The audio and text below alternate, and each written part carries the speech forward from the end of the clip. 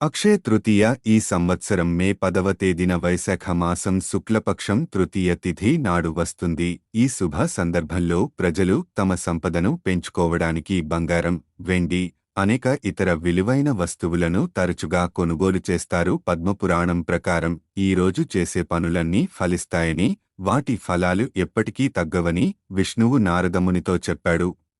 అక్షయ తృతీయ శుభ సందర్భంగా బంగారం కొనుగోలు చేసే సంప్రదాయం ఉంది. అయితే ఈ రోజున ప్లాస్టిక్, అల్యూమినియం లేదా స్టీల్ పాత్రలు లేదా వస్తువులను కొనడం మానుకోవాలి. ఎందుకంటే ఈ వస్తువులను రాహువు ప్రభావితం చేస్తారని నమ్ముతారు. కొనుగోలు చేస్తే ప్రతికూలత, పేదరికం ఇంట్లోకి వస్తాయి. ఈ పవిత్రమైన రోజున జాగ్రత్తగా ఉండటం, తెలియకుండా కూడా అలాంటి వాటిని కొనకుండా ఉండటం చాలా ముఖ్యం.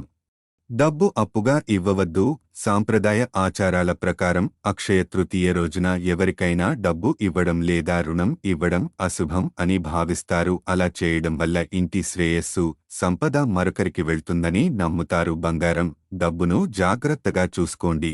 అక్షయ తృతీయ రోజున బంగారం లేదా బంగారు ఆభరణాలను పోగొట్టుకోవడం చెడు శకునంగా పరిగణిస్తారు.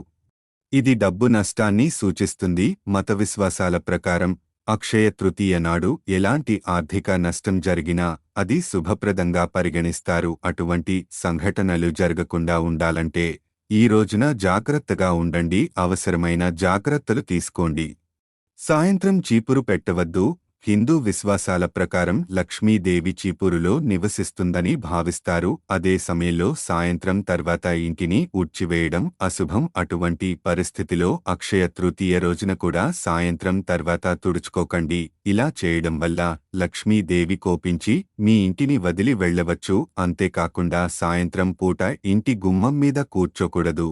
ఇంట్లో మురికిని ఉంచవద్దు. అక్షయ తృతీయ నాడు ఇంట్లో పరిశుభ్రతను కాపాడుకోవడం చాలా ముఖ్యం. అందువల్ల పూజాస్థలం, ఇంట్లో డబ్బు నిల్వ ఉంచడం వంటివి పరిశుభ్రంగా ఉంచాలని గుర్తుంచుకోండి. తల్లి లక్ష్మీ ధూళిని ఇష్టపడదు. సంపదకు దేవత అయిన లక్ష్మీదేవి ఎప్పుడూ ధూళి ఉన్న ఇంట్లోకి ప్రవేశించదు. ఈ రోజున శుభ్రం చేయకపోవడం వల్ల ఇంట్లోకి ప్రతికూలత, కష్టం వస్తుంది. కావున ఈరోజు ఇంటిని, పరిసరాలను శుభ్రం చేసుకోవాలని సూచించారు.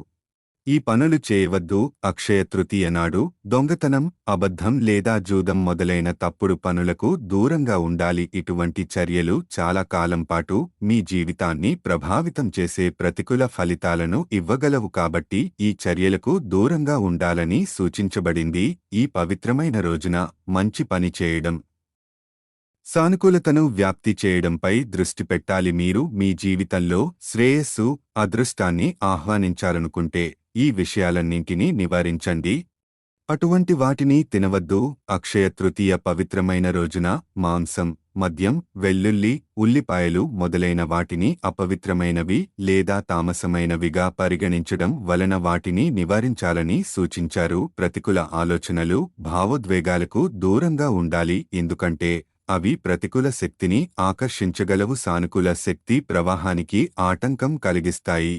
అక్షయ తృతీయ రోజున శంఖం, కౌరి, శ్రీయంత్రం, కుబేరయంత్రం, గణేశుడు, శ్రీహరి, విష్ణువుతో సహా ఏ పవిత్రమైన దేవతలను అగౌరవపరచకుండా ఉండండి. వారందరూ లక్ష్మీదేవితో ఎంతో గౌరవిస్తారు. లక్ష్మీదేవికి ఈ వస్తువులను సమర్పించవద్దు. అక్షయ తృతీయ పూజ సమయంలో లక్ష్మీదేవికి తులసి ఆకులను సమర్పించడం అశుభం. ఇలా చేయడం వల్ల ఆర్థిక సమస్యలు, ఇంటి శ్రేయస్సుకు ఆటంకాలు ఎదురవుతాయని నమ్మకం.